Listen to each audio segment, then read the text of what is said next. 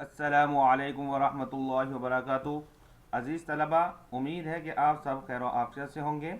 आज उर्दू के मज़मून का तीसरा लेक्चर है और मैं सर सादुर रहमान आपके सामने इस लेक्चर को पेश कर रहा हूँ।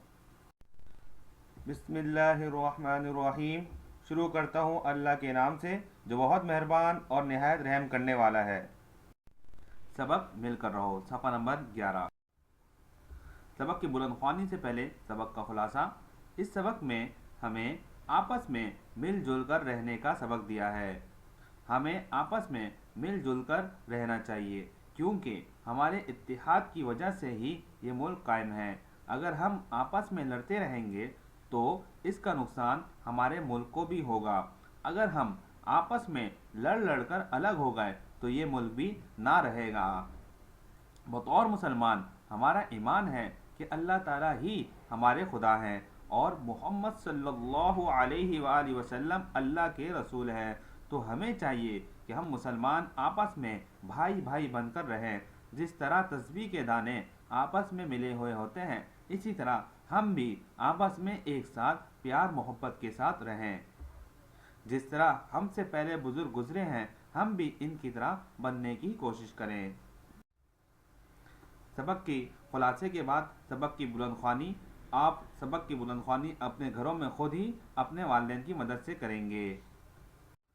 सबक मिलकर रहो के सवाल जवाब और मुताल्लिका काम अपनी कॉपी में मुकम्मल करेंगे।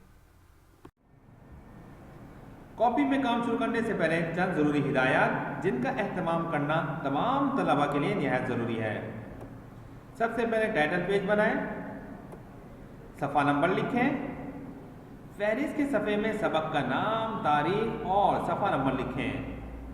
जो काम जिस तरह लिखवाया जा रहा है इसी तरह अपनी कॉपी में लिखें।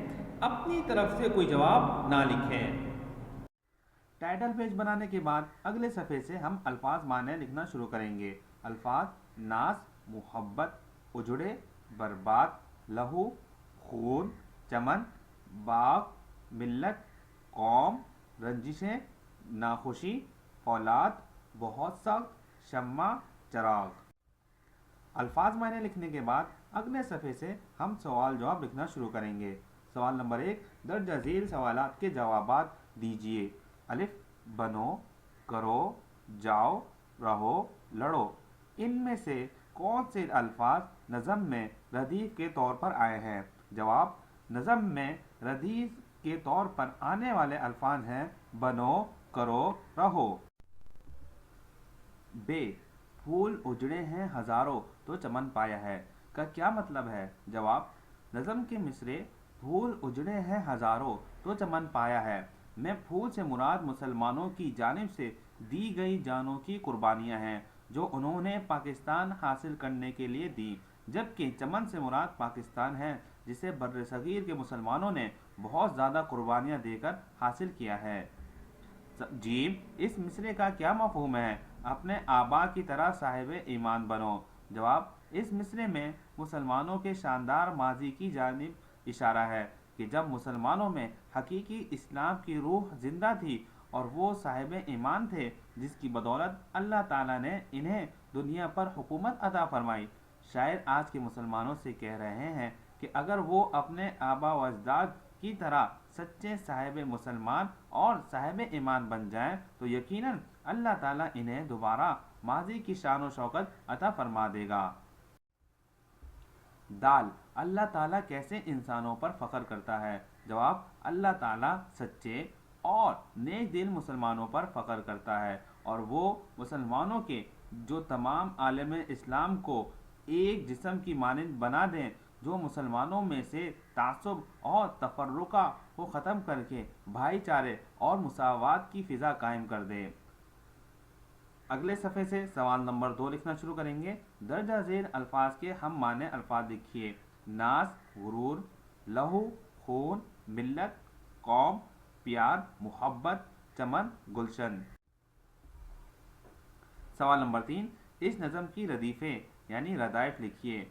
जवाब: इस नज़म के रदाइफ हैं करो, गे, बनो, रहो, हो। सवाल नंबर 4, इस नज़म में कौन कौन सी नसीहतें की गई हैं? جواب: اس نظم میں مسلمانوں کو ایسے انسان بننے کی نصیحت کی گئی ہے کہ جن کو اللہ تعالیٰ پسند کرتا ہے، اور اللہ تعالیٰ ان انسانوں کو پسند کرتا ہے جو سچے مسلمان شرک اور برائیوں سے دور ہوتے ہیں۔ نظم میں مسلمانوں کو اتحاد و اتفاق سے رہنے اور تعصب اور تفرقے سے دور رہنے کی نصیحت کی گئی ہے، تاکہ مسلمان متحد ہو کر ایک سیسا پلائی ہوئی دیوار بن جائیں اور دشمنان اسلام پر غلبہ پائیں اور عالم پر چھا جائیں۔ یہ کام آپ اپنی کتاب سے اتار کر اپنی کاپی میں لکھیں گے اور پورے سبق کا دھیان سے مطالعہ کر کر ان سوالات کو حل کریں گے۔ آج کا سبق یہیں ختم ہوتا ہے۔ پیارے بچوں، امید ہے کہ آپ کو آج کا لیکچر سمجھ میں آیا ہوگا۔ جو بات بھی آپ کو سمجھ میں نہیں آئی وہ آپ اسکول کے دیے گئے وقت میں ہم سے پوچھ سکتے ہیں۔ السلام علیکم ورحمۃ اللہ وبرکاتہ۔